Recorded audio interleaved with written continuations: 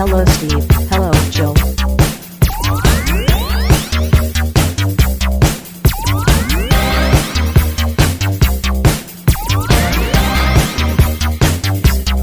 It's time to game classy. Progress. Recording in progress. The recording's in progress. The system is down. The system is down. I was just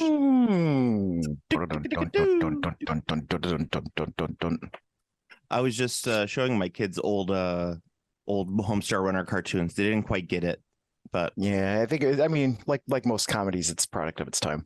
yeah, I was laughing pretty hard because I was trying to find. I showed him Trogdor, of course. My son liked it. That's because someone's screaming the entire time, and I was just trying to find the one episode of Strong Bad's emails where he says Aurora, Illinois, Aurora, Illinois. That's I don't know why, but that's one of the things. Homestar Runner is one of those weird things where there's like a 3-year period where people get the jokes, but anything outside of that 3-year period, it's like from when you're 42 years old to like 39. You get Homestar Runner, and if you're any older or any younger, you don't. Yeah, that's correct. Yeah. All right, Steve. Well, before I get anything, welcome to Game Classy. I'm your host, Joe, and with me as always is my co-host, Steve. Game classy. Wider than a mile. So we got a couple things we want to talk about, and I don't think any of it's Games Workshop related. For a change. What a weird and wild situation. Oh, and we do have questions on the Discord, which I need to make sure I don't forget to talk about. Yes. But first off, I don't know if it's like the biggest news in the world because we kind of predicted it. But not Games. I was just about to say Games Workshop, but Wizards of the Coast have freaked the fuck out and are now calling it no. It's just going to be 5th edition. It's just a revision of 5th edition. I don't know. Did you see that news? I did not actually know. Yeah, they kind of they freaked out, and there was like a whole thing where they talked to some of their designers and said, okay, it's not a new edition. It's not even 5.5.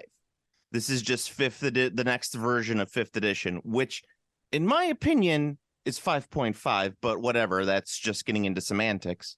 Right. Yeah. So they so they're not calling it 1D&D anymore? No. It's not going to be, well, that's I believe that was going to be the case. It wasn't going to be like, I don't believe that if they did 6th edition, they would call it 1D&D. I always think that like whenever they do an edition change, they usually have like a playtest title. Because wasn't 5th edition play tested as D&D Next? Yes, it was.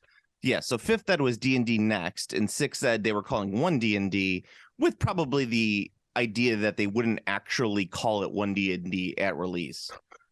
Just like they don't have D&D Next anymore.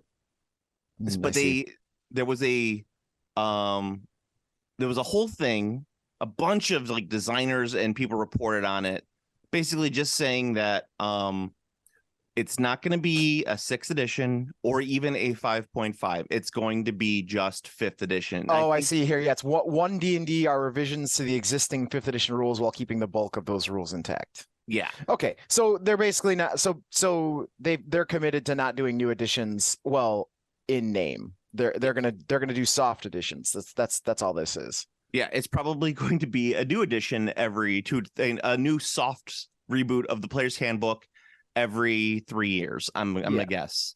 Yeah, so every 3 years they'll redo the Player's Handbook and the DM Guide with some slightly tweaked rules. Yeah, and then not and just be like, no, it's still the same edition. That's still the same edition.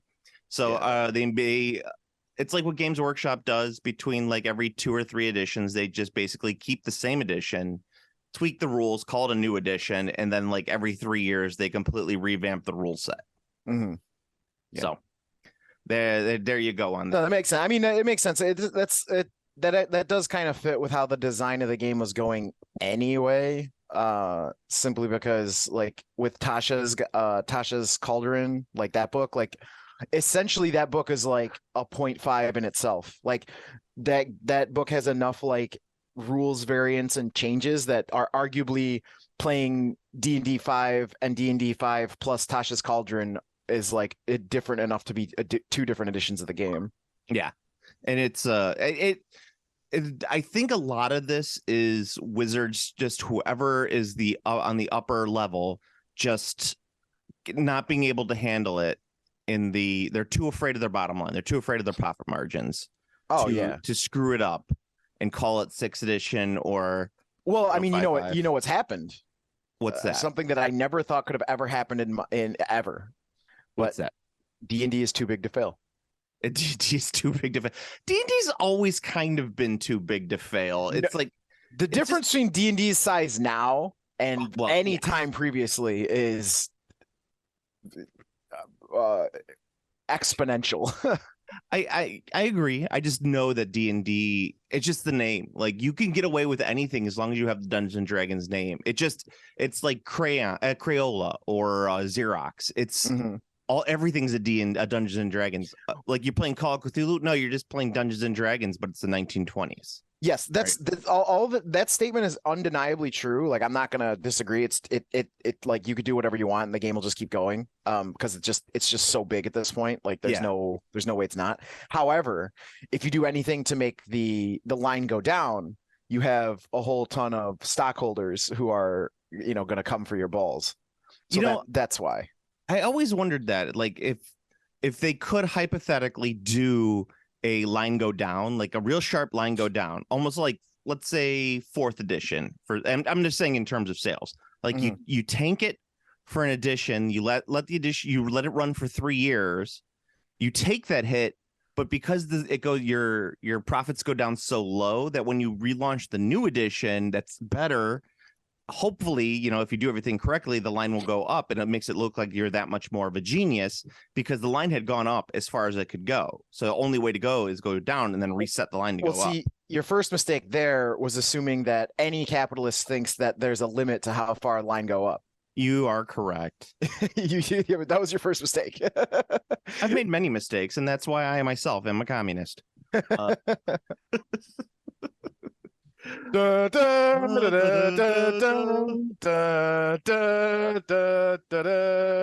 don't know if I like the idea of the Soviet national anthem, but I also I think Woody Guthrie's "This Land Is Your Land" is a more appropriate for me type of song. It's not as hard hitting. It's also a super communist anthem, but they usually edit out the lines that make it a hard hitting communist album. Yeah, exactly. There's that. It's a little soft for me. Yes, you know me, promoting communism while also promoting silly tabletop games. I like the oomph of the Soviet anthem. It's got a lot of chutzpah. You're not my co-host, Steve. You're our co-host. Our co-host. But yes, so the Dungeons and Dragons in and of itself is probably not going to have any major changes from 5th to whatever they're going to call this. It's just going to be Dungeons and Dragons. I don't even think. I think Wizards of the Coast is finally figuring out that in gaming, addition change equals death. I mean, it's like I'm not saying kill the game. It all depends on how you do it. Like there's been a few games where, like, I don't know. I guess I would say, like, I'll pick the one. Like, there is one that has done it flawlessly. And it's, as far as I know, I mean, please, if anyone knows any other game that's done it as well as this, please let me know, because I'm pretty sure this is the only one that's done it. But Call of Cthulhu by Chaosium. Okay. They are the gods of new editions. Yep. Because every new edition of Call of Cthulhu is considered a new edition. It's like, this is now 7th edition, but they've never invalidated any books. Yeah, unless they have a new version of the book come out. Right, and even then, you can still use the old version. Yeah, like it doesn't actually replace it. Like, if you have Terror on the Orient Express, like, if you have that from 3rd edition, you can play that with the new 8th edition core book, or you can buy the 8th edition version of Terror on the Orient Express. It's like, it's whatever you want.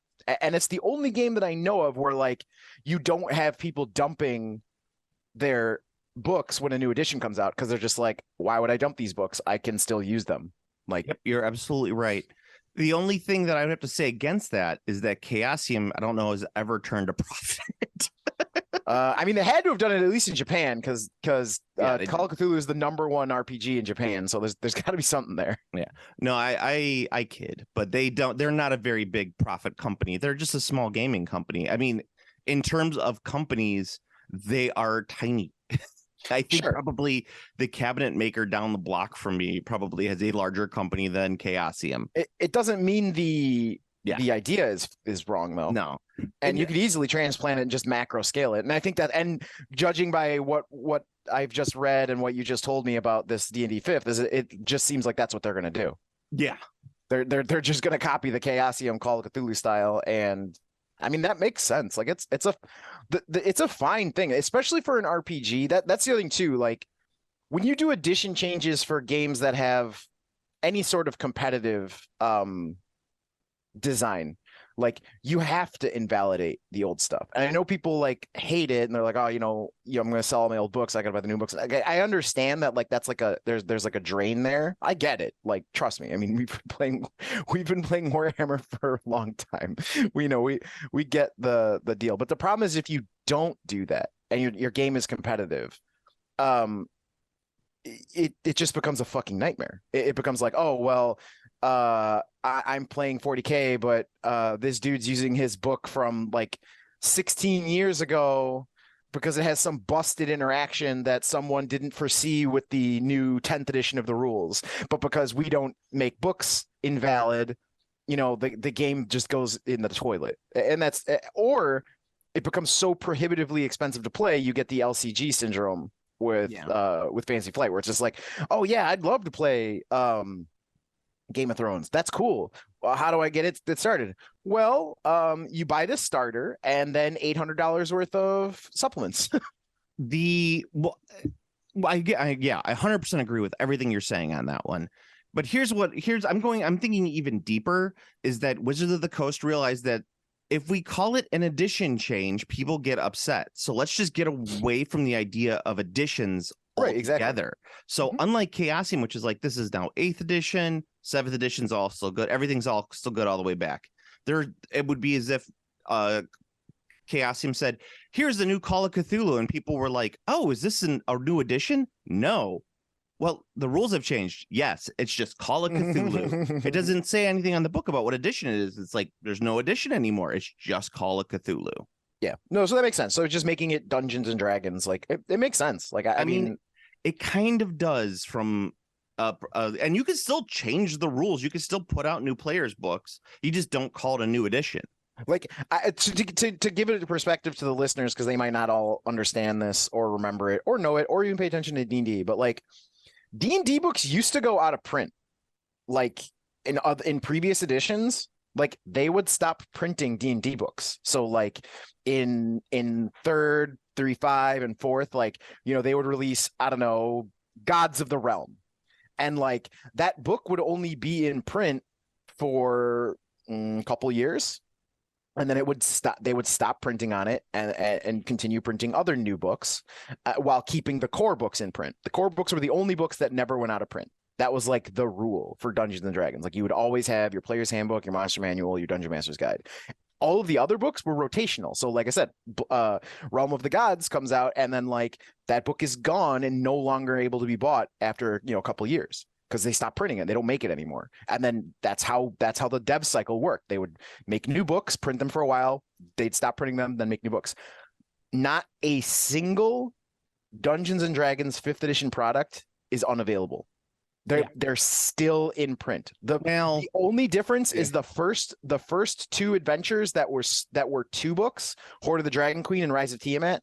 Hoard of the Dragon Queen and Rise of Tiamat are finally out of print, but that's only because they released them as a combined book called Tyranny of Dragons. Yep. And that's absolutely correct. They are really good about keeping all of that in print, which is not normal for D&D. Like that's never been the case. So this is this edition is its own thing. It's like its own animal. Yeah. When did D&D 5th drop? I remember us talking about it on the podcast. I think it was like 8 years ago, to be honest with you. Let me see. D&D editions. I'm gonna do the classic Game Classy. Let's just pull it up on Wikipedia. July 3rd, 2014 was the oh no, I'm sorry. Okay, the playtest packet was September 2013. The PDF containing complete rules. So the first complete rules were released. So this is not the books, but this is the first complete rules were available July 3rd, 2014. So 2014, that puts us at going on 9 years at this point, right? Yeah. So, and I want to put this in perspective, though, is that AD&D second ran from 89 to 95, right? So that's what, 6 years. Mm-hmm. Oh, no, I'm sorry. It ran from 89 to 2000. Oh, So that's a lot longer. Yeah. So that's 10, 11 years at that point, right? Mm-hmm. So 11 years for AD&D second. What did I say? I said I have about close to 40% of all published material made for Dungeons and Dragons second edition, right? Yeah. So, and that's 40%. So I have two very nice large shelves in my office. My AD&D second collection, of which I have 40% of the total collection. So less than half, mind you. Yes, less than half is 6 full shelves of that. That's more than one whole cabinet to just second edition. I'm talking these are, yes, I have the box sets on there as well. So they take up a little bit more space. But out of those, 4 of those shelves are just published material, like adventures, resource guides, dungeon master guides, player stuff. But that's 4 shelves. My D&D 5th shelf is 1 shelf, and I have everything except 2 books published for 5th ed, and it's just 1 shelf. Yeah, the release schedule is just way smaller too. It's way smaller. They're keeping everything in print. They do a really nice job.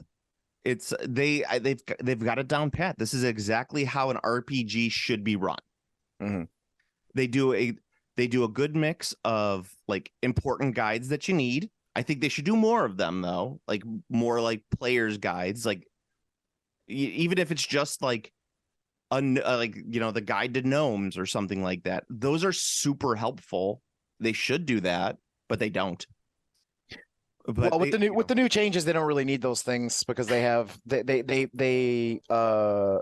hamburgered everyone. Yeah, well, what I'm trying to get at is that they should do more for players.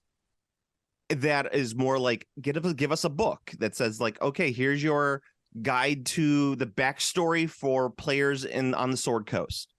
So it's a better way of role playing. Essentially, they could give you rules to help you role play better. Well, yeah, but I mean, who role plays when they play D&D? It's true. Most people I murder hobo my way through this town. No, that's not even that. They're like, I've taken this build with this combo, so I can use it.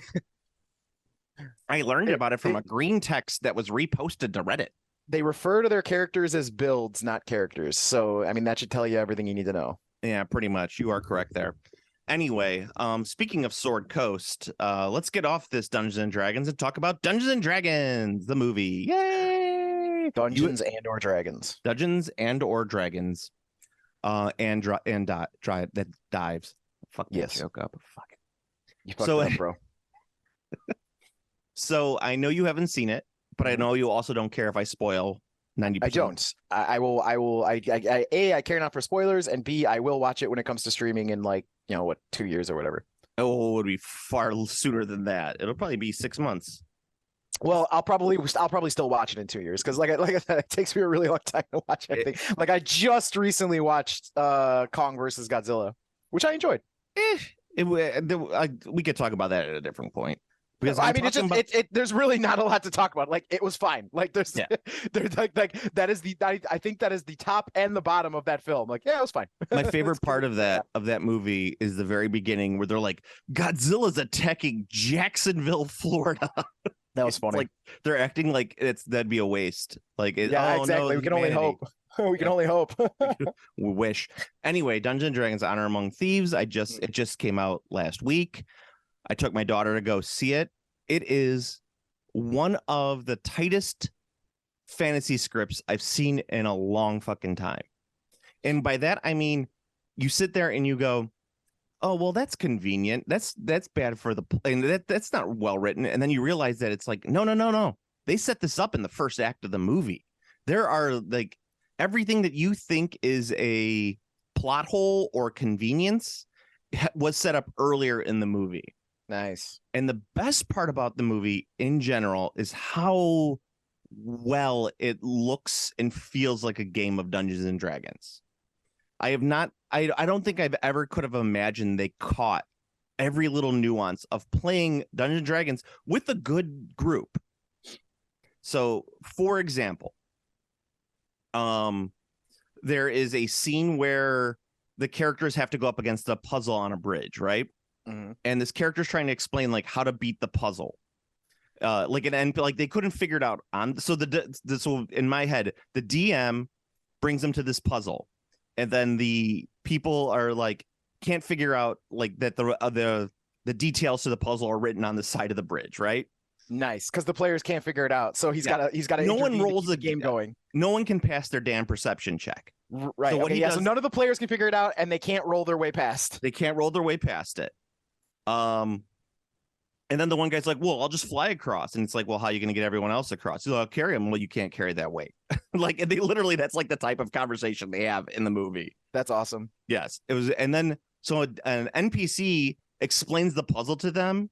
And then immediately the, one of the players fucking ruins the puzzle immediately. That's awesome. Yes. So that's straight out of a D&D game. And then at this very next instant, sorry for the spoilers, guys. If you haven't seen it, if you don't like the spoilers for it, you could probably skip ahead to like 30 minutes or something. So and so, I don't know. Yeah, most likely. And then, after they do that, they ruin the puzzle. The guy's like, "Oh, where'd you get that stick? It's a magic wand that can transport you across." And now you're watching the movie, you're going like, oh, that's fucking stupid, right?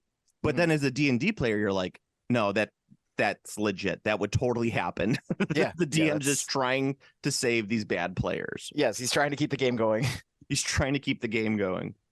So that's really cool. Like, I mean, coming from that angle is awesome because, like, it's not like a story in the quote unquote D&D world. It actually is like a movieized version of someone's tabletop campaign. That's kind of cool. And that's exactly it. So, but it's not very meta where it's like, oh my God, you have to blah, blah, blah. And, or I wouldn't even know how to make it more meta, but it's just meta enough that if you're paying attention, you get it. You as a player, you understand what they are doing here. Right. Well, they couldn't have gone like full meta because then like the only people who'd be interested are people who actually like play and know the rules of D&D enough to where it's like they're the only people who are going to be entertained, which is like, I mean, fine, I'm sure that film would find an audience, but that's not what they're going for. They want a movie that everyone can enjoy. Yeah. I mean, some other things that I really like that are kind of like that are they're explaining, everyone gets their backstory told, right? So everyone's explaining their backstory, and then there's the one person who's just like, yeah, I'm the barbarian, I like to hit things. Yes. So that's their backstory. And it's like, you could see there's 3 people at the table who have all written these backstories where they're, they have all of this struggles and blah, blah, blah. And then there's the one person who's like, I'm a barbarian. I was raised a barbarian. I like to barbarian. I like hitting things with my axe. I like hitting things with my axe. And it's like, great. Oh, that's so perfect. But the beautiful thing is, Steve, you don't realize it till the end when you say like, oh, wait, that was like a kind of like a reference to the tabletop. And then you keep on looking back and back and back. And you're like, shit, this is exactly like it would play out on the tabletop. Nice. That's great. Yeah, and plus if you're a fan of like the D&D books or the D&D lore, quotation marks, there's a lot of those good Easter eggs, elements. Yeah. The fat dragon is apparently a canon dragon in Forgotten Realms. The Underdark. Yeah, which is really funny. Yeah, they go to the Underdark. And I'll tell you what, Steve, when they said we're going to the Underdark, I was like, what? Are they going to do Dark Elves? How are they going to do Dark Elves? This is going to be amazing if they do Dark Elves the way I think they're going to do Dark Elves. And then they get raked over the coals on woke Twitter. Like, this would be amazing.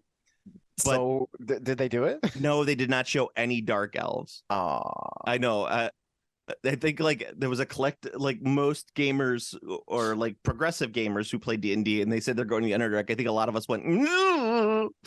I mean, the key is just to make them look like fucking Elder Scrolls Dark Elves, where they're just kind of like grayish blue. Yeah, I was gonna say like a grayish blue skin would probably. Yeah, I mean that's slowly been. I think that's been a change that D&D has slowly been making anyway.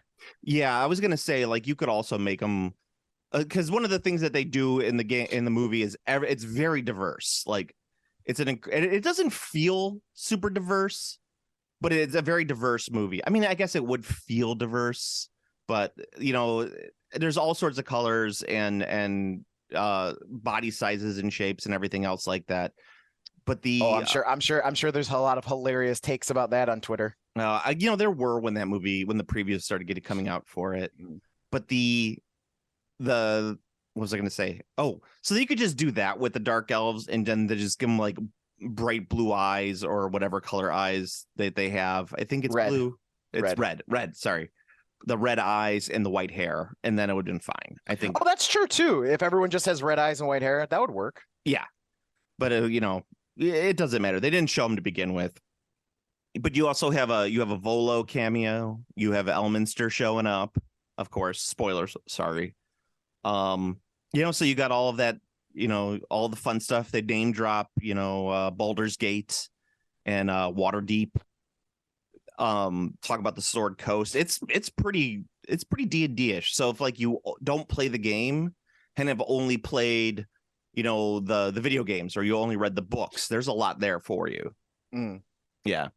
And there was a lot of problem solving in the movie. Like there was a lot of like, how do we get through this trap? How do we get through this problem? It's fun. It feels like, okay, this is the tabletop. This is where we're going to discuss what our plans are and how we're going to do it. That's cool. Yeah. And it was also what I really liked about it was like, it wasn't like large scale threat. Like it wasn't like this is going to destroy all of Faerun, blah, blah, blah. This was more of like the city is under attack from a larger threat. We have to save just the city. The larger threat is still out there, but we just have to save this. Well, even more than that, there was very low stakes that the party had to accomplish. And the party got their low stakes. And at the end, they had to have a choice of, do we take care of the mid-level threat or do we ignore it because we have what we want? And no, they went after the mid-level threat. And I was like, this is exactly like a fucking tabletop game. Nice. Like, what's your party going to do? Are they going to help the city or are they going to let the city fall? So they do that. Nice. That sounds fun. Yeah. I mean, it felt very much so. And probably the best thing now, saving this for last, is there is a total Mary Sue character who shows up midway through the movie and then disappears. You know what that is? The pet DM character. It's either the pet DM character or it's the guy who's a friend of the DM, comes in for 3 sessions and then leaves. Yes. Like, here's my character. His name is Zank. He's a level 15 cleric. And, you know, he's blah, blah, blah. He saved this, blah, blah, blah, blah, blah, blah, blah. And so he shows up, plays for 3 sessions, and then leaves midway through the movie. That's perfect. That's great. And you're saying to yourself, it's like, oh, that's dumb. Why would he just show up like that and disappear? And it's like, no, you have to play the game and you'd understand. That's fantastic. Yeah. Apparently he was supposed to be Dritz Duerden, which I'm glad he was not that character. Yeah, that's good. Yeah. He was just like this elf paladin, and everyone was like, or was he? No, he was a cleric, not a paladin. Okay. And everyone was like fawning all over him, like how great he was. And of course, Chris Pine's character did not like him. And then at the very end, he's like, "I love you, Zank," because he's so good at everything that he does. That's awesome. And it very much feels like a game. Mhm. The one complaint that I did have about it is that I did feel like 2 of the characters, especially the 2 female characters, the barbarian and the the druid, I think that their characters were a little underdeveloped in the movie. I think they could have done more with the characters. Mm-hmm. And I have my explanations on that, but that goes a little bit more deeper than I think that we would go on this podcast. And I think it's a problem with a lot of the female writing in the movie. Like, there wasn't a lot of females, but I don't think they were written very well. Female humans. Yeah, female humans. And I also think like the villains were very low stakes, so it was not quite as scary as you hoped it would be. The effects were fun. They were not great, but they were fun. The fat dragon fight scene was amazing, I thought. But yeah, that's kind of my review of Dungeons and Dragons the movie. It's a very enthusiastic thumbs up for me. I would give it an A minus. If not I'll give it an A minus if you're a Dungeons and Dragons player. If you're just if you have know nothing about Dungeons and Dragons and just want to see a movie, I'd probably give it a solid B, if not a B minus, because I think that some of the stuff that would really entice the Dungeons and Dragons player might not make any sense whatsoever to you.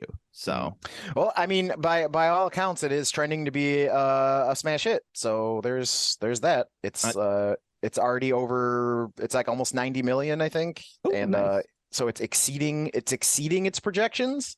So that seems good. If you liked it, there'll probably be a sequel as long as the hey, if these trends continue, hey.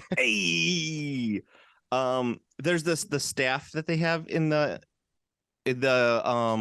movie is super broke, and if anybody brought that to the table, I would be so pissed. I'd be like, no, we're not playing with that. Oh, that's a classic. You mean a magic item, like a magic staff? Yeah. Oh, that's a classic DM mistake too. Like accidentally putting the OP item into the game. Yes, exactly. God, what is the name of it? It was like I want to say push me, pull you, but that's from something different. It's basically a portal staff. But it just like it works just like a portal gun in the game Portal, right? Okay. So you shoot on one end and then shoot on the other end. In the movie, it's used to great effect, but they use it constantly, and I'm like, there's no magical recharge on this thing. So that and I know that Wizards has made like stat blocks for all the characters from the movie, and a lot of it's the hither thither staff. That's what it's called. Hither thither. Yes, hither thither staff.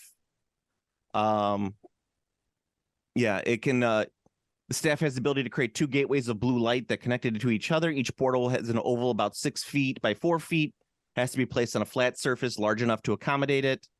You can't make it more than a mile. The staff could be used to create a pair of link portals up to 4 times a day and regain some of its power each dawn. Well, there you go. Yeah. Oh, well, I mean that makes sense because it's classed as a legendary item, which are busted. Is it? Yeah, it says its rarity is legendary, which means it's busted. Like legendary items, it's busted. I mean that's what that category is for. Like if a magic item is legendary, like that shit, it's supposed to be busted. So like a legendary power level is like the Infinity Gauntlet, like that kind of shit. Yeah, that's the stuff that like player characters should never attain for keepsies. For keepsies. Yeah, essentially. Like you get to use that temporarily, or it's something you need to destroy.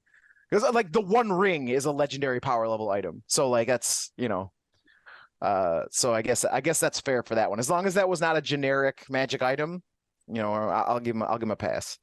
Yeah, the only way that I could think using that in a game would be you're going through the Underdark or someplace like that where it's specifically plotted out when you would need to use that staff.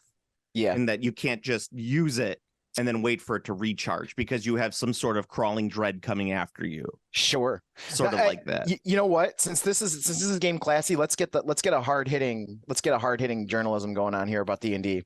So I just thought of this because I know there's a druid in this film who uses wild shape a lot. Oh God, yeah. If I got to hear the wild shape argument again. It's not an argument. Well, I mean, I guess it is an argument, but I'm guessing that it's not what you're going to think of. So anyway, there's a druid that uses wild shape, right? If this druid turns into an owl bear and we banged, is that bestiality? Ooh, that's a good call. Yes. Do you think so? Even though she is still sentient and fully capable of consent? I well, it's you can consent to it. It's still bestiality. Is it? Yeah, it's an animal. in any way, shape, or form that's not human. I guess, but we'll see. And that's Or I that's should the- say, yeah, well, that gets into a whole different level, but we're talking about Dungeons and Dragons here. Yeah, because I mean, I would argue because Yeah. like the intelligence is different. Like it's there's got to be No, you know what? body wise, you're correct. You know what? I'm gonna take that back, Steve. I'm gonna go back on what I said. It's not bestiality because owlbears are not beasts. They're technically monsters. Oh, there we go. So Okay, it's monsterality or monstrality, monstrality. monstrality. It's not bestiality. No, it would be monstiality. How about we call it that instead of beast? Monstiality. Because they're classified differently, and that's part of the argument with wild shape is that the druid cannot wild shape into an owl bear because it is classified as a monstrous creature as opposed to an actual beast. I see. Yeah. Are they considered? Well, maybe. I thought. And druids can only transform into technically beasts, or I think it's not beasts. I think it's No, called because you something can else. eventually get to where you can turn into a fucking dragon. There's definitely. I don't think you can in 5th edition. I think you could only transform into beasts and elementals at a high level. You totally can. Yeah. Different druidic circles. You can upgrade to turn into. There's like druids. There's techniques that go beyond basic wild shape because there's druids that can turn into aberrations, elementals, plants, swarms. There's even druids that can turn into swarms because I know there's a druid specialization where you turn into swarms. Yes, but is there one that lets you transform into creatures And into and monstrous creatures? dragons But- and colossal size. But just monstrous creatures. That's the question. Yes, magical beasts. That's Okay. one of the categories. Well, no, magical beasts is different than monstrous creatures. Well, fey beasts as well. So Yeah. it looks like you can't. It looks like from what it looks like you cannot do. Like if you go into this specialization, you can't do all of them. So like if you were to be able to turn into a fey beast, that means you could turn into an owlbear, but then you could then Is if owlbear you have a fey that- beast? I think an owlbear is a fey beast, isn't it? I don't know. This is why I don't DM 5th. Well, whatever the case is, if you become that specialized, you can't turn into the other thing. So like you're not able to turn into an elemental and then also a dragon. yes. Like you've specialized into one or the other. Yes. All right. I'm gonna pause it here and then we'll come back. All right. Sorry for the delay of my joining. I had to Google sexy owlbear.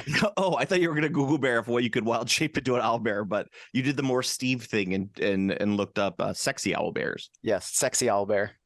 Sexy owlbears. I will say this. I'm both disappointed and not by the results. Oh, that's the best. That's the best way you could ask. That's the thing you could ask for any sort of fan sexiness art. Yeah. So there we go. I'm disappointed that there is not enough, but also there is some. So So the next thing I wanted to talk about is something that's a little more near and dear to my heart. So, Picard, you've made it through the first 4 episodes. I did. I'm actually up to. I'm a little past episode 4 now. What the fuck am I at? I just got. Spoilers for Picard, I guess. I just got to the episode where Ro showed up. It's so good. That entire episode, it's very, very well deserved. So I think in the last cast, someone gave me some shit. I'm just one person. I remember reading it, and because I should never read comments on anything, who was talking about how I shit on the guy who played Jar Jar, or I shit on Star Wars, because even when I'm talking about Star Trek, I got to shit on Star Wars. Hey, I mean, shitting on Star Wars is a national pastime. We should all do it.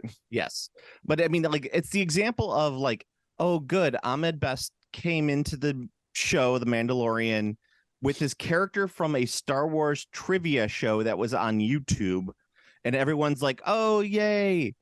But then you have on Star Trek Picard, you have Ro Laren, who is arguably one of the biggest betrayals in Star Trek history, right? Oh yeah, easily. I mean, you understand why she does what she does, but she betrays Starfleet and Picard, who gave her a chance and was willing to work with her. Yeah, she basically like very specifically backstabs Picard. Yes. And then you have that she comes back and they address it head on. And it was absolutely amazing. It was very well written, very well done. Yeah, the first 4 episodes, I will maintain, should be recut into a next gen movie. Oh yeah, easily. Like that movie was that easily is a movie, and it's a Yeah. good one too. And I will say that the next 4, so up to episode 8, which I just watched this week, is another great self-contained movie. It's a very much a sequel to the previous one. So basically, we're getting 3 Star Trek movies. Essentially, what's happening now? I'm kind of hoping, because of the way it's plotted out is very much like old school TV writing, man. You have the mini arc within a larger arc, and then you have individual stories in the mini arcs. Yeah, I mean, I've been so impressed so far. Like, it's taken a fucking while. They took their sweet fucking time, but it seems that they might have, like, going by this and off of Strange New Worlds. It seems, I don't want to speak too soon, but it seems like they found their feet again for Star Trek. Yeah, as I say, it's like what's really interesting is Strange New Worlds is technically kind of a prequel to the original series, right? Yeah. But it's a prequel, and it's a like, how do I enrich what's already there for the original series? Like, how do I make the backstories a little bit cooler so that when you see them in the original series, it's better. It doesn't spoil it, but it's better. Yeah, it's enhancement. It's It enhances. what is it? It's chocolate sauce on your sundae. Yeah, it is very much it's a cherry on top. Yeah.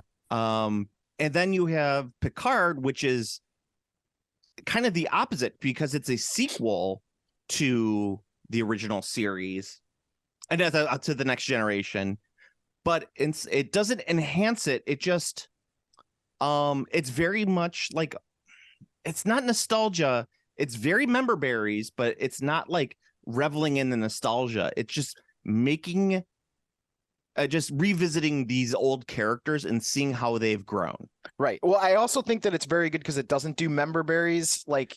Oh, it does tons of member berries. Well, hang on. It doesn't do member berries in like the shitty Star Wars new movies way.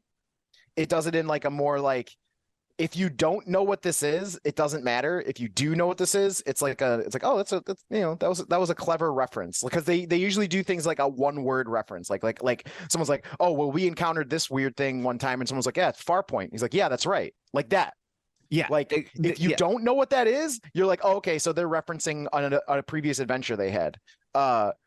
If you do, you're like, oh yeah, nice. But like in like Star Wars and in a lot of other member berries bait content, they like look directly at the camera, get real close, and wink at you. I don't think it's doing that. Oh, yeah, there are a couple of them, but it's not bad. It's not terrible. There are, but what that is that's just what does Spock say in Star Trek 6? Sauce for the goose, Mr. Chekhov. That's what it is. I believe that's the what he says.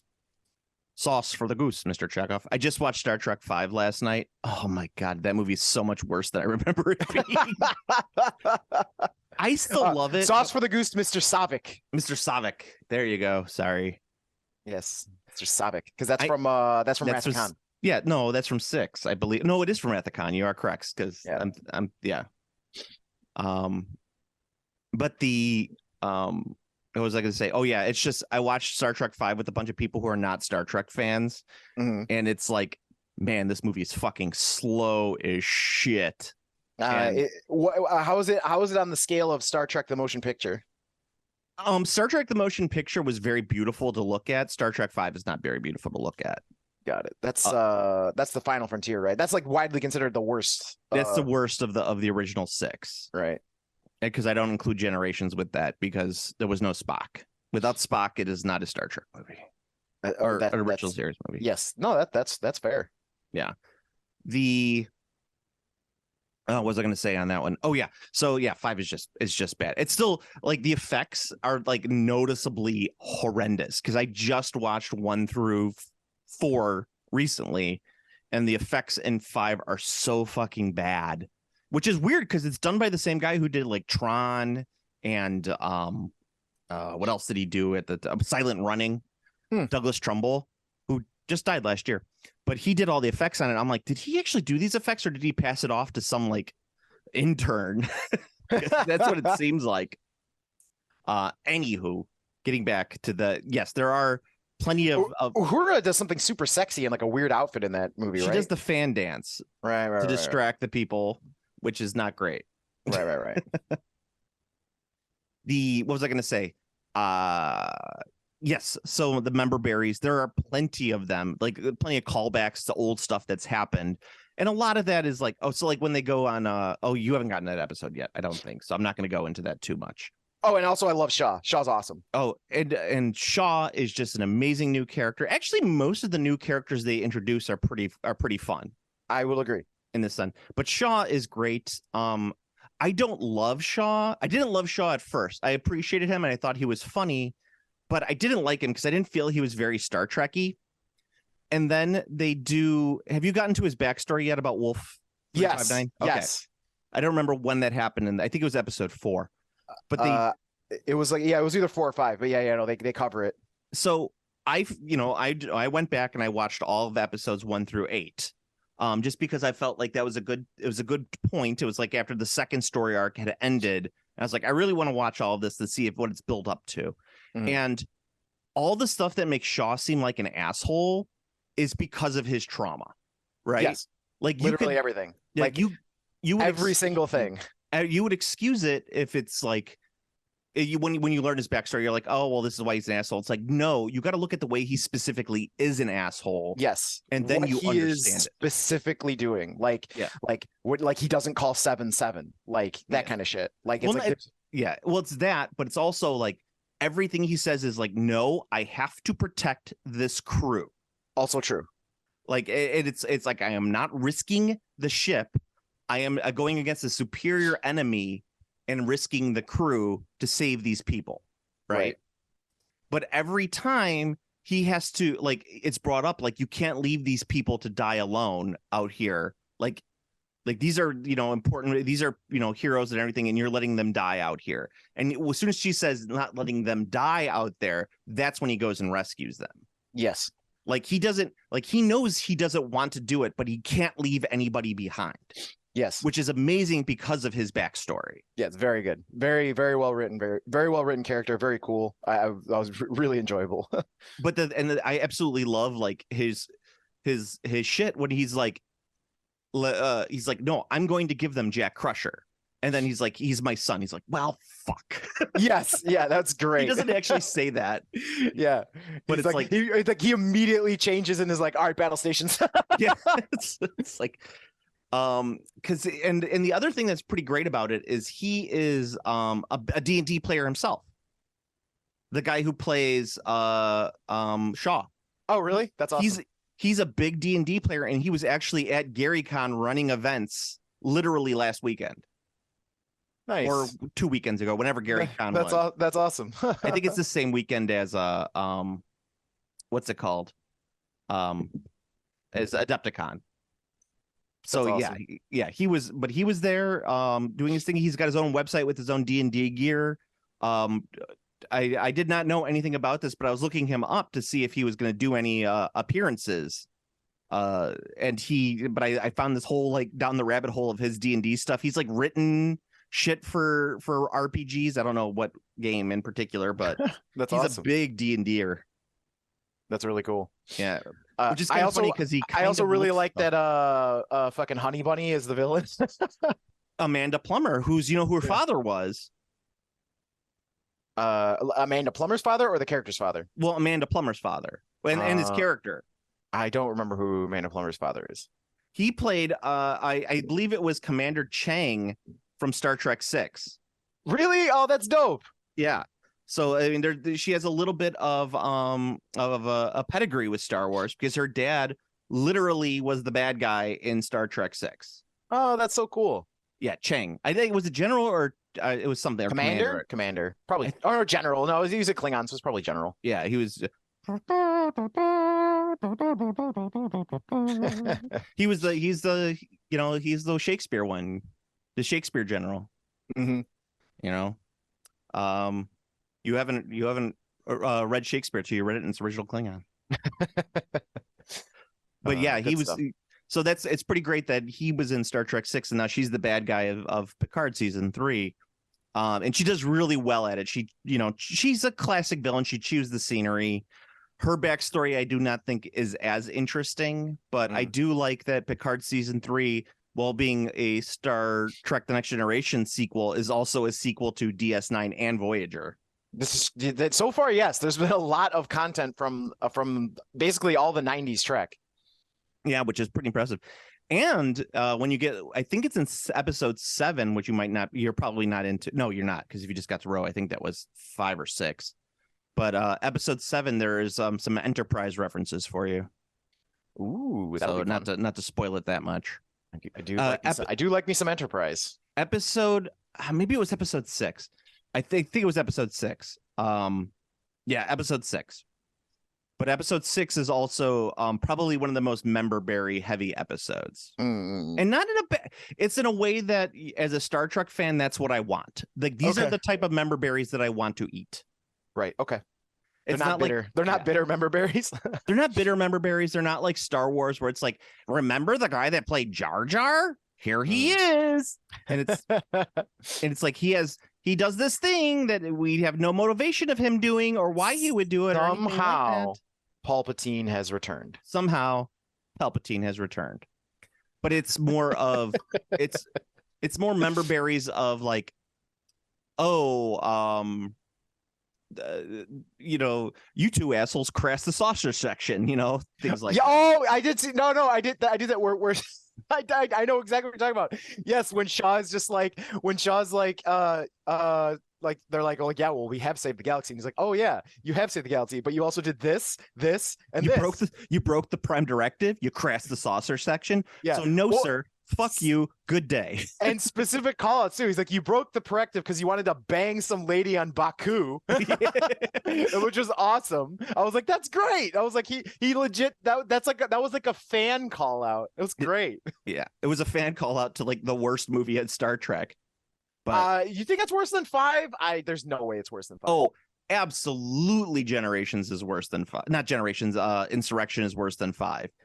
Dude, Steve, Picard is swinging around like Tarzan in that movie. I can't agree. You know what? I can't agree. I cannot. I mean, I'm not gonna take up and say Insurrection's anything amazing, but like worse than 5. Yes, it's pretty bad, man. 5 is saved by one thing only. Excuse me. I have a question. Why does God need a starship? No, I can't. Five's got to be worse than Insurrection. I mean, at this point, we're comparing like two rotten meals. So it's like, which rotten meal would you rather eat? At the end of the day, you're still eating a rotten meal. Yeah. So the and it's also. What's funny is that I believe Star Trek 5 had a bigger budget than Insurrection, and it does not look like that's it had a bigger crazy. Budget. Yeah, and it was 89 money. So like Insurrection, I think came out in like what 98, 99? 98. I'm pretty sure. Yeah, somewhere around. No, it might have been 97. No, because whatever, doesn't matter. But yeah, it came out because First Contact I'm pretty sure was 96. So yes. So it should be 97 or 98. Yeah, at least 98, at minimum 98. Yeah. Movies weren't cranked out as fast back then. Yeah. So yeah, it just is like, what? Why does this movie look so bad? And I think it's just because it all went to the actors at that point, just to get them in. Probably. Yeah. Yeah, because I think they did Wrath of Khan on like a $12 million budget. That would be so fucking good. Yeah, it's mind-boggling, but yes. Well, there's that like. I mean, I don't know if it's an actual like theory, but something that I've always thought about. Like, there's a budget sweet spot. I mean, sure, this is probably something that like everyone's like, oh, everyone knows this, but I don't know. But like for me, there's always a budget sweet spot where like it's very easy to have too little or too much money for your film, and if you have either, your movie's gonna end up bad. Yep, you're absolutely correct. That is a well-known thing. Yeah, it's like you need to have the exact right amount where like the writing needs to be tight enough so that it doesn't get over bloated. You have to have believable effects to convey the story. There is a sweet spot for your film, and but I think it's very easy to go to the too much or too little money. Yeah, well, here's what I say. I say you have your what you're saying, the sweet spot for the budget, but then what you also have to have is a studio exec giving you $5 million or not 5% less of your budget than what that sweet spot is. And here's the reason why, Steve, because 5% is just enough that you have to be a good filmmaker to compensate. Yeah, well, that like what did we say it was like an average of 20 minutes of every movie can be cut? Yeah. You might actually have to cut that 20 minutes because you don't have enough money. Exactly, and it causes you to be. It makes you a better filmmaker. But anyway, let's so that's our review for the first 4 episodes of Picard are very, very positive. Yes, absolutely watch it. It's fucking great. Even if you hated season 1 and 2, you should watch 3 because 3's fucking incredibly good. Yeah, and I also don't need to watch season 1 or 2. So I watched season 1 and it was bad. I never watched season 2. And I heard season 2 was even more, or I shouldn't say more, but it was as dumb as season 1. Season 2 is weird. Season 2 has so I would say season 2 has better peaks and roughly the same valleys as season 1. Yeah. That would be my review of season 2. Well, spoilers. Peaks are higher. We're not already spoiling it enough, but Picard's body gets replaced with a robot body. That's the climax of season 1, and that is the dumbest thing. Yeah. It's just like, why did you like that? The worst part about that is like it was so meaningless. Yes.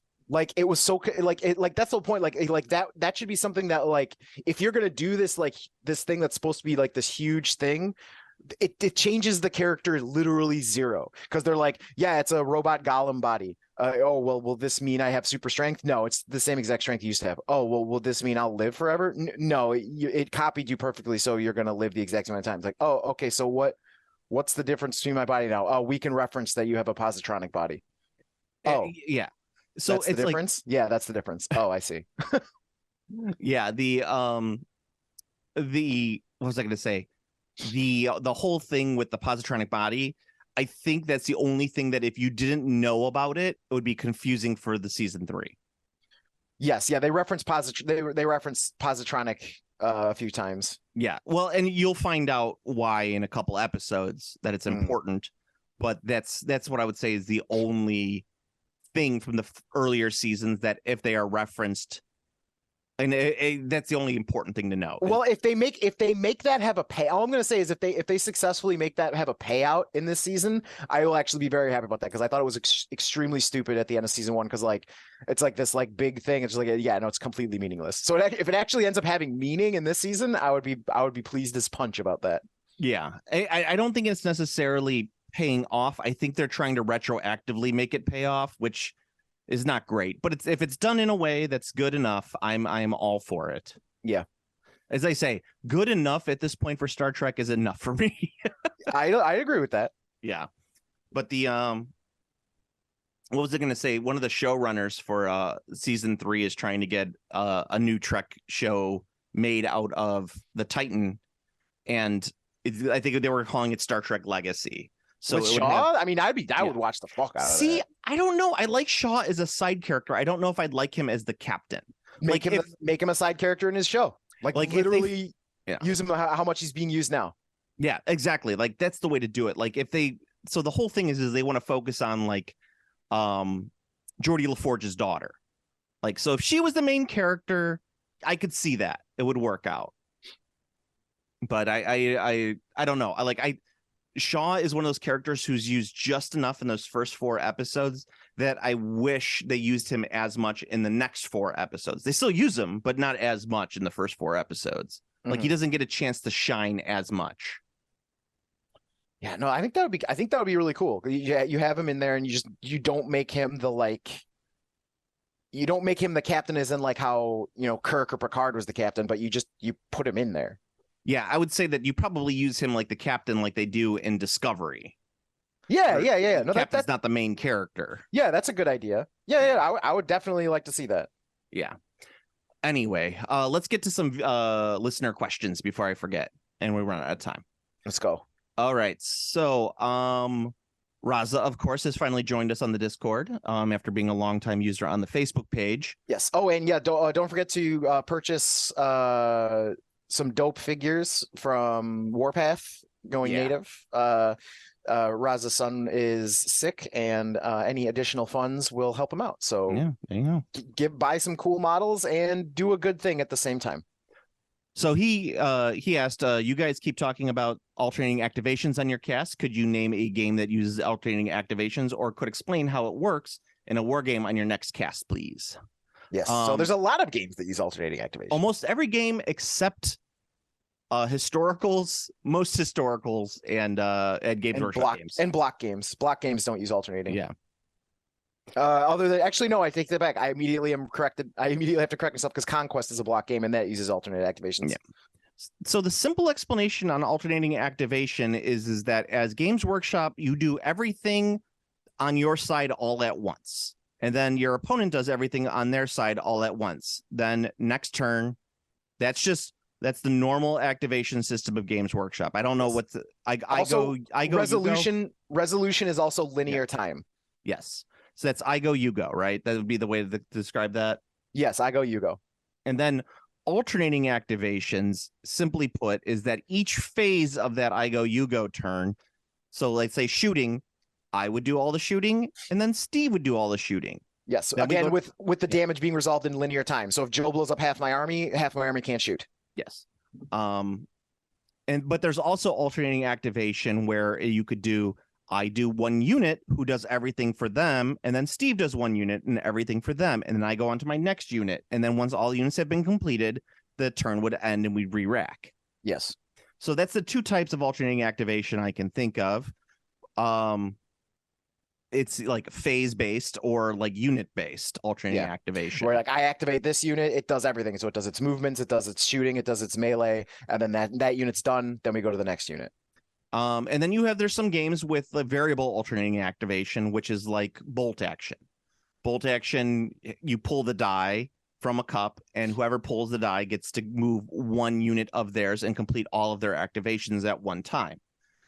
So I could hypothetically move, my entire army before Steve's dice gets pulled, but that's all just luck of the pull. Or if you kind of know what you're doing and you could peek ahead of time and cheat it. But it's a variable alternating activation. Most smaller games use an alternating activation system. Almost every GW game that's non Warhammer 40K, Horus Heresy, or Age of Sigmar, even Age of Sigmar's borderline alternating activation, but it has it has a lot of stuff you can do on your opponent's turn. So it's got like interrupts, which is that's another way you can do it if you don't want to do alternating activation, giving a player, because I guess that's a now that I think about it, classic Warhammer was not alternating activation, obviously, but you were not completely helpless on your opponent's turns because you had charge reactions. You could stand and shoot, you could flee.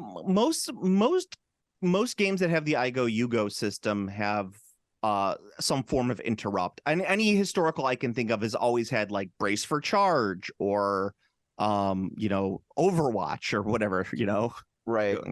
And even now Games Workshop still has those built into their systems. They're built off war games that were written by Rick Priestley in 1988. Yeah. Or even or 78. Let's go that early. But yeah, those are mostly what alternating activation means. I think I kind of like I'm going to do my whole unit's movement, shooting, whatever. And then as opposed to phase wise. Because I think to me, that's a little more fun. And I think that's a little more strategic. I enjoy that. I still think Bolt Action's alternating activation system, variable alternating activation system, is probably one of the most fun mechanics I've played with in the last 10 years. Nice. Yeah. I'm a big fan of I like conquests a lot. I do prefer there's a couple systems I like, but I like I do like alternating activation where everything does its whole thing, where like the unit does its whole thing, whatever it's going to do. You spend the unit. I like that.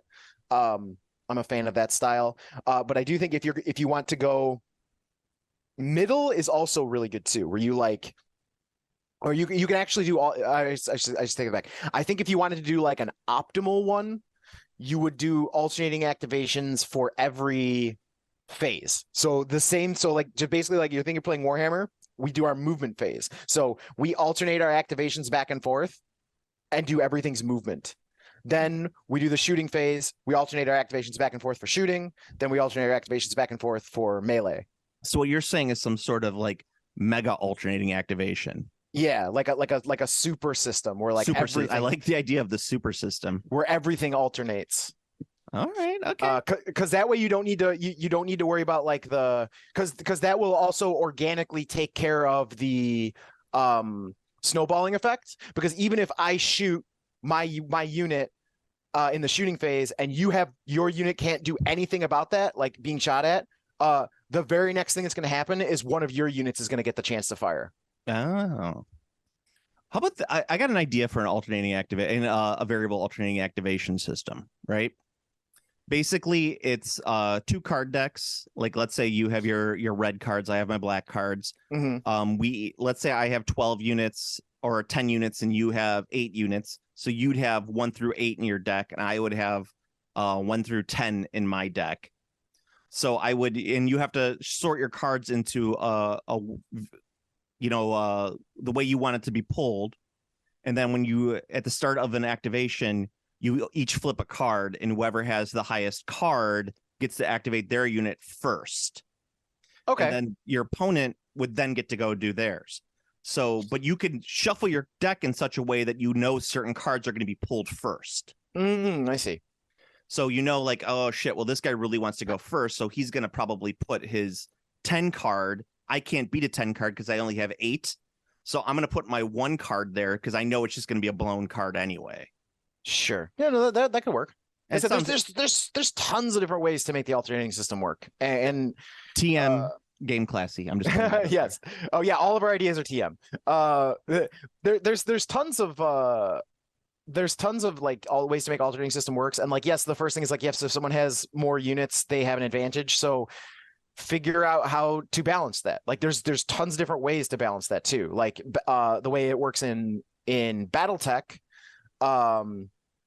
it is if you have more than double, you have to move your models until you have double. So like if you have 4 and I have 1, you move until you have 1, then I move mine, then you move yours. So like you basically have to do more of your stuff first if you have more, and then shooting phase is shared and not done in linear time. So like I do my shooting, you do your shooting, then we apply the damage effects. Damage. All right, let's move on to another question. Let's see.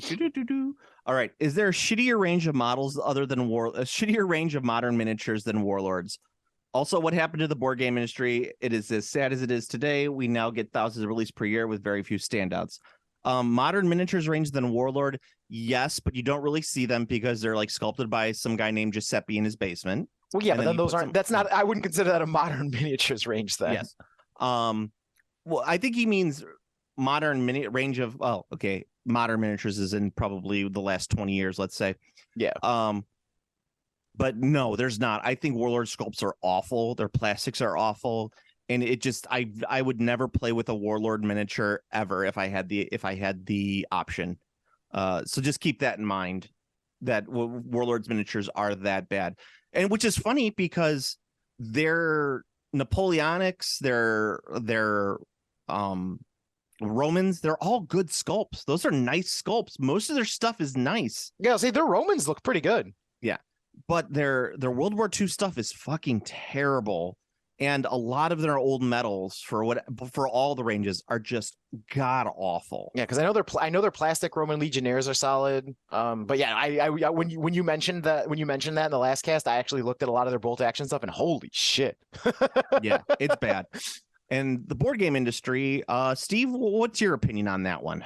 I mean, if you want like the correct and very brief answer, the answer is line go up.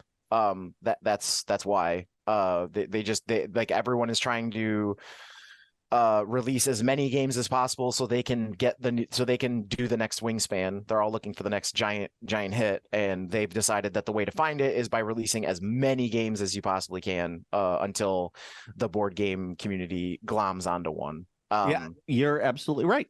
Yeah, so like that's really what it is. Like they're taking the shotgun approach to try and get the next wingspan. Because the thing is, like, a lot of these games are all good. Like, they're not bad. Like, they're not bad board games. The problem is like we like the only the only thing board game players want are S tier board games, and they release a lot of B and A tier board games. That's what it is. Like, that's really the end all be all. Also, Kickstarter is a huge contributor to the board game flood, because there's so many board games that have come out on Kickstarter, like so many that are successful on Kickstarter, whether or not the game is good. So then you have, just tons and tons of games coming out. And then there's a lot of like sameness. And then also you have to remember the biggest board game the two biggest board game manufacturers in the world are both, publicly stock traded companies. So, saying, hey, we want to take our time to release an excellent board game, them going, no, you need to have 3 releases for Q1, 3 releases for Q2, 4 releases for Q3, and 5 releases for Q4, and they all need to make this much money or you're all fired. Like, that is why.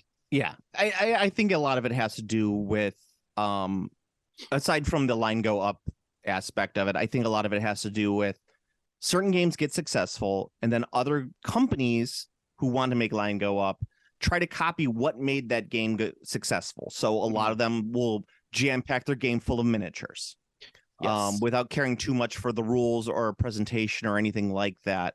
Yep, that's why you see all of these games that look the fucking same, or are literally that. Like, how many? Like, remember we were talking, like, you and I were like waxing about the horror movie board game. Yeah. Have you seen how many fucking horror movie board games there are now? There's like a shit ton of them. It's like an epidemic. It's an epidemic. And I think another thing is that they aren't being very creative with rules. So I think the number one thing that people have to realize with a game, any game, is that a game has to be fun. And if a game's not fun, then why even bother playing it? So, I mean, and that could go back to the 40K argument, because when was the last time a 40K game was fun? Yeah, I don't know, bro. That's what I say to that. I don't know if that picked it up on the microphone. I didn't hear it, but I assume you farted. Yes, I did. Okay, very good. But yes, so the board game market, it's just people want to make money, so they copy off of whatever made the last successful game successful, and they don't care about being original. They don't care about being fun. They just give you more of what they think you wanted with that game. But really, what makes a game successful is word of mouth and playability, and if it's fun. Because if a game is fun, people will tell other people to play the game. It's what it comes down to, and other people will buy that game. It's true. But anyway, one thing I did want to mention on that as well is that who was it? Damas commented that Warlord did Dreadball. So yes, and I wanted to point out that I may be wrong on this, but Warlord did not do Dreadball. Dreadball was done by Mantic Games. Yes, that is correct. Dreadball, I don't know if Dreadball is Mantic. I don't know if Warlord took over from Mantic or anything else like that, if there's like some hidden history of Dreadball, but I believe Dreadball was just done by Mantic. Yes. Yeah, they had to be. Unless, no, it was Dreadball's for sure Mantic, for sure. Yeah. All right, then that takes us to the end. Although, speaking of bad minis, I will say Mantic has like night and day their sculpting quality, in my opinion. I think their newer stuff is quite nice. Yeah, it's fine. I'm not writing home about it. Let's just put it that way. Yeah, but I mean, Mantic's best thing that they have done lately is their terrain. Their terrain is fantastic. Their terrain's fucking great. Slightly overpriced, but it's pretty good. Yeah, their terrain's really good. It's a little overpriced for what it is. I mean, I understand that you're getting a bunch of sprues to make a bunch of stuff, but I don't want to pay slightly less than GW for just about the same amount of plastic that I have to cut and put together all by myself. Yeah, I mean, honestly, like, I know we talked about it on the last cast, but like, I really think that Battlefield in a box is the optimal home play solution. Like, it's cheaper. It's put together nicely. It's painted nicely. Yeah, there's no major issue with it, in my opinion. Yeah. That's Battlefield in the box. I guess like the one quote unquote issue I would have with it is that there's not a huge range of product. Well, it's also it goes down to the common joke of like amazing looking table, bro. Can't play shit on it. But Yeah, you don't want that. and tabletop terrain is like if you just buy one set and you put it out there, Battlefield in a box, and you put it out there, it looks good and you can play on it. Like all you need is like probably $200-300 worth of the stuff to make one set, and there you go. Yeah, absolutely. And it's very playable. All right, so we're running out of time. So we got to end here. Go to the Game Classy Facebook page. It's the best way to find the link to the Game Classy Discord where we actually reside in our tiny hole underneath our bridge. The best way you can help out the podcast is like, comment, subscribe on the iTunes, or like, comment, subscribe on the YouTube. I believe both of those options are available and can be commented on. If you'd like to follow me more, you could follow me on, or you could get in contact with me, actually, is a good place, is on Instagram. I'm at Game Classy Joe. Steve is currently offline because he's threatened Jeff Bezos one too many times. It wasn't Jeff Bezos, but yes. Yeah, or Elon Musk. Elon was one of them. Yes, I'm well aware. So Steve is currently in hiding until the fuzz is Until the heat dies down. The heat's got to die down. All right. So Steve, until next time. Watch Picard season 3. Really. Woohoo! Later. Game Classy.